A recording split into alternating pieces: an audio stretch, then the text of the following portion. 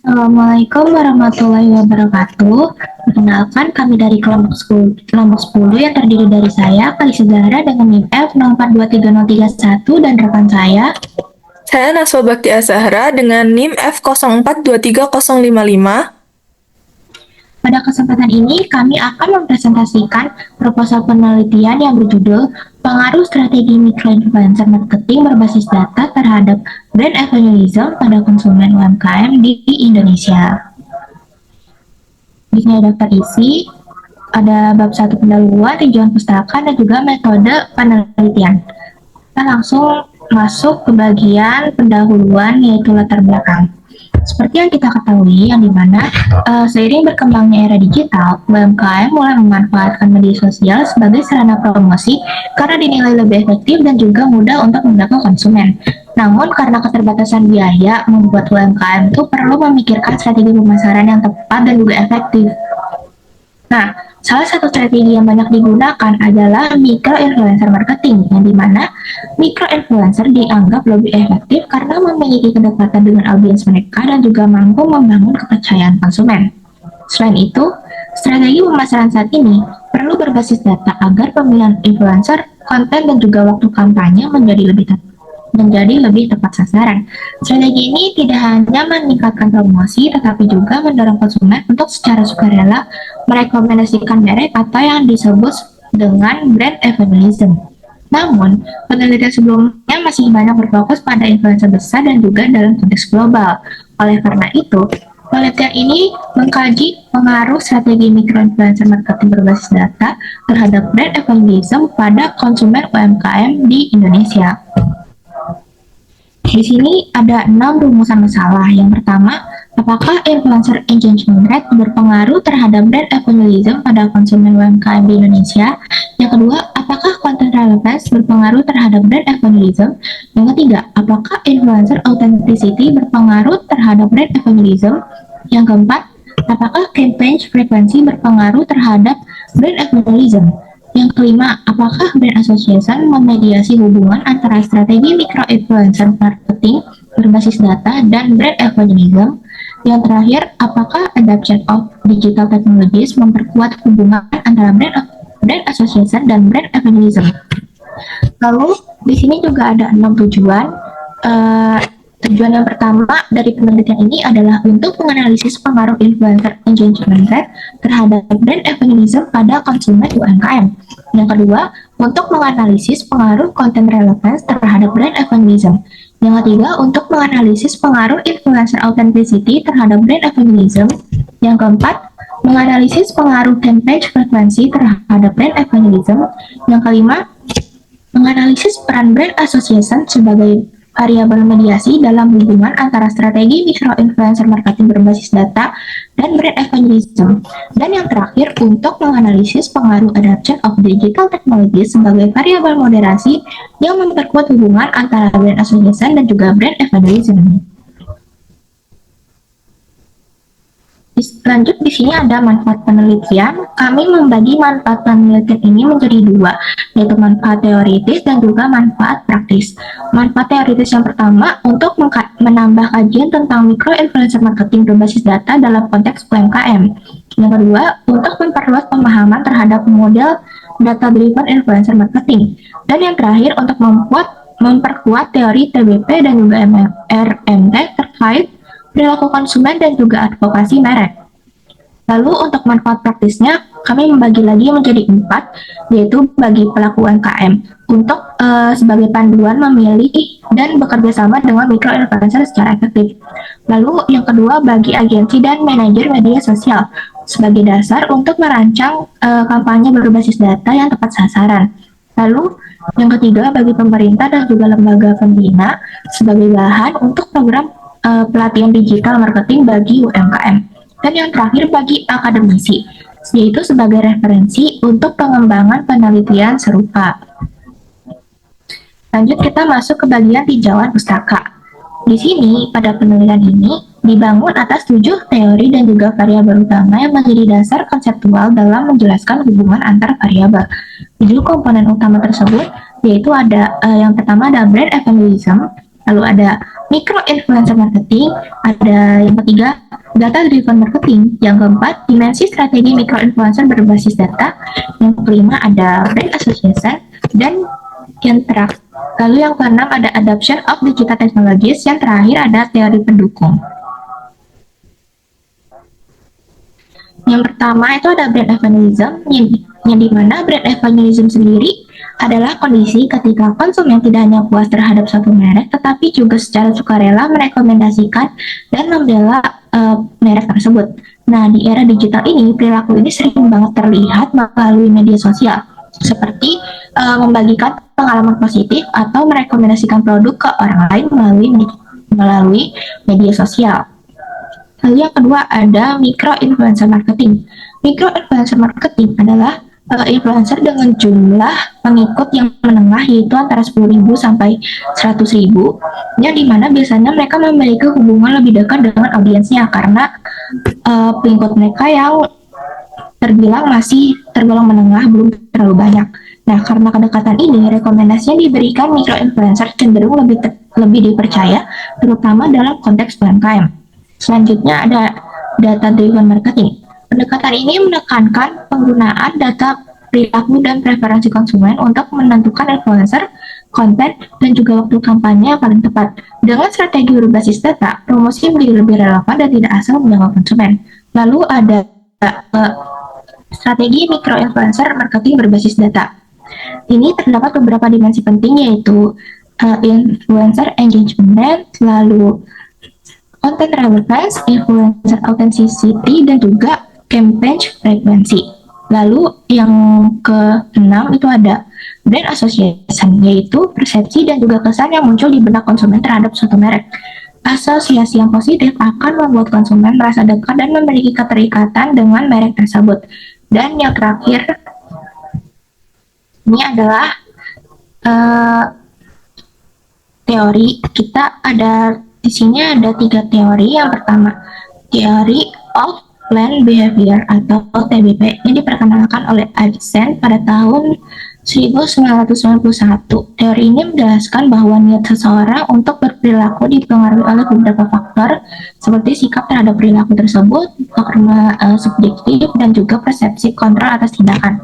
Lalu yang kedua ada elaboration likelihood model atau ELM yang dikembangkan oleh Betty dan juga Kakiopo pada tahun 1986, yang mengabarkan bahwa pesan persuasi diproses melalui 2 jalur utama, yaitu central route dan juga peripheral route. Dan yang terakhir ada relationship marketing theory atau RMT yang dikenalkan oleh Lewin dan Johnson pada tahun 1997, yang dimana teori ini menekankan pentingnya membangun hubungan jangka panjang berbasis kepercayaan, kepuasan, dan juga komitmen antara brand dan juga konsumen. Berdasarkan landasan teori dan juga penelitian sebelumnya, penelitian ini menyusun 6 hipotesis. Hipotesis yang pertama itu menjelaskan bahwa semakin tinggi interaksi antara influencer dan audiens, seperti like dan juga komentar, maka semakin besar kemungkinan konsumen ikut mempromosikan merek. Ini karena interaksi yang sering membuat audiens merasa dekat dan juga percaya. Lalu hipotesis yang kedua menyatakan bahwa konten yang sesuai dengan minat audiens akan lebih mudah diterima dan diingat.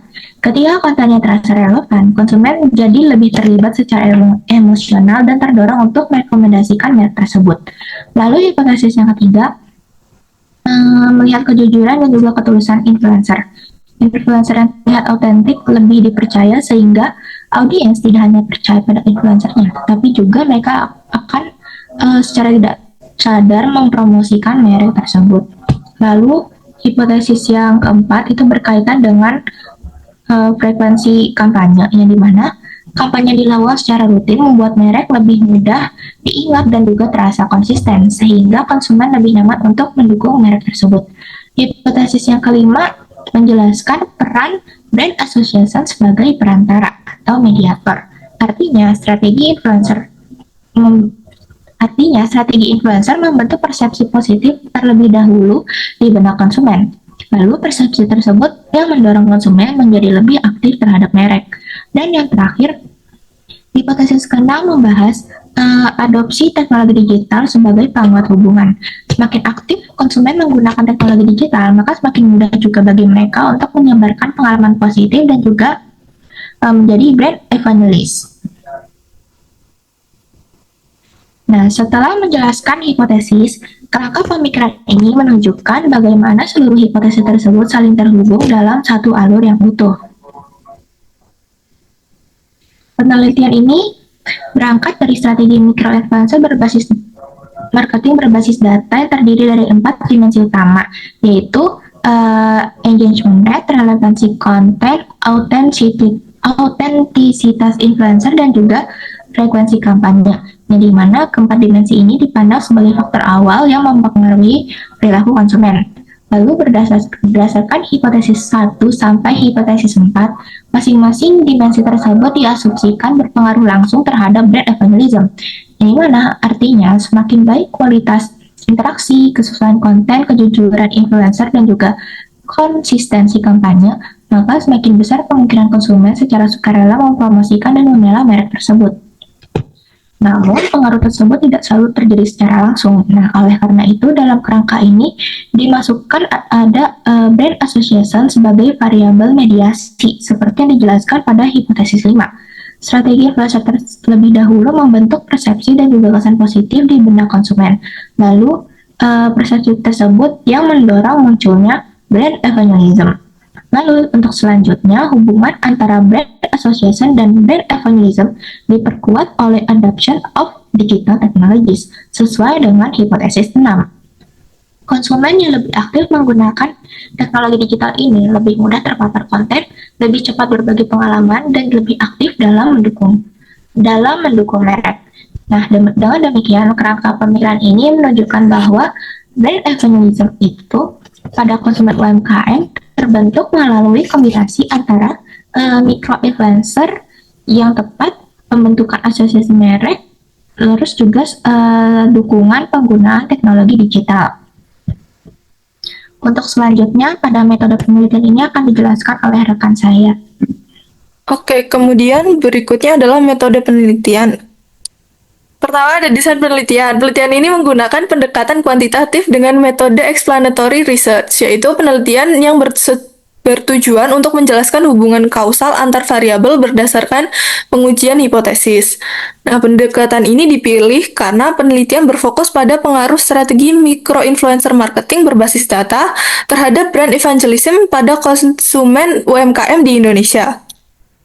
Jenis penelitian kuantitatif memungkinkan untuk pengumpulan data dalam jumlah yang besar yang dapat dianalisis secara statistik untuk melihat pengaruh antar variabel seperti influencer engagement rate, content relevance, influencer authenticity, campaign frekuensi, dan brand evangelism.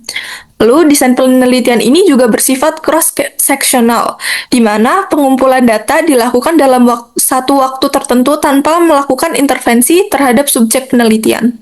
Penelitian ini terdiri dari 4 variabel independen, yaitu yang pertama ada influencer engagement rate, yang kedua ada content relevance, yang ketiga ada influencer authenticity, lalu campaign frekuensi. Kemudian variabel independen tersebut dimediasi dengan variabel mediasi berupa brand association, serta ada variabel moderasi berupa adoption of digital technology. Kemudian yang terakhir ada variabel dependen berupa brand evangelism, yaitu kesediaan konsumen untuk merekomendasikan brand secara sukarela. Variabel ini seluruhnya diukur menggunakan skala Likert 1-5. Next. Kemudian ada teknik pengambilan sampel. Teknik sampling kami menggunakan non-probability sampling dengan metode purposive sampling. Kemudian kriteria respondennya adalah yang pertama adalah usia minimal 17 tahun. Hal ini dikarenakan usia tersebut kami anggap sudah dapat memberikan persetujuan untuk melakukan mengisi suatu survei atau kuesioner dan juga sudah dapat berpikir secara kognitif. Kemudian aktif menggunakan media sosial, terutama seperti TikTok, Instagram, dan lain sebagainya. Yang ketiga ada pernah melihat promosi UMKM oleh micro-influencer. Lalu yang keempat bersedia mengisi kuesioner. Target minimal respondennya adalah 150. Hal ini dikarenakan menurut Joseph F. Hare, 2019, kecukupan jumlah sampel ditentukan berdasarkan kompleksitas model penelitian serta kemampuan data untuk mendeteksi hubungan antar variabel, sehingga jumlah tersebut dinilai cukup memadai, serta cukup memungkinkan pengujian menggunakan metode dengan SEM-PLS.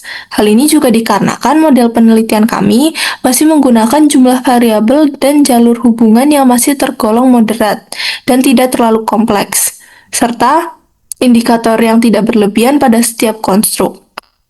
Jumlah ini juga dapat dibilang realistis untuk diperoleh melalui penyebaran kuesioner online dalam jangka waktu penelitian yang cukup terbatas. Kemudian ada teknik pengumpulan data. Pengumpulan data ini dilakukan melalui kuesioner online menggunakan Google Form berisi pertanyaan tertutup dengan skala Likert. Tautan akan disebarkan melalui media sosial dan juga grup komunitas online. Kemudian sebelum kuesioner disebarkan, akan dilakukan uji coba awal atau pilot test untuk memastikan pertanyaan jelas dan mudah dipahami. Selain pertanyaan kuesioner, data demografi juga akan dikumpulkan untuk mendukung analisis. Next. Kemudian ada teknik analisis data. Analisis data ini akan kami analisis menggunakan Smart PLS 4.0 menggunakan pendekatan SEM-PLS, Structural Equation Modeling. Tahapan analisisnya berupa analisis deskriptif sebagai gambaran responden, kemudian outer model sebagai uji validitas dan reliabilitas, lalu inner model sebagai uji hubungan antar variabel, kemudian ada bootstrapping untuk mendapatkan nilai t-statistik dan p-value, kemudian yang terakhir ada uji tambahan seperti R kuadrat atau koefisien determinasi untuk menilai seberapa besar variabel independen menjelaskan variabel dependen, lalu ada F kuadrat atau effect size yang digunakan untuk melihat seberapa besar pengaruh masing-masing variabel independen terhadap variabel dependen. Kemudian ada Q kuadrat atau predictive relevance untuk menguji kemampuan prediksi model, mediasi dan moderasi. Oke, sekian dari kelompok kami. Mohon maaf apabila ada kalimat yang kurang sesuai. Assalamualaikum warahmatullahi wabarakatuh.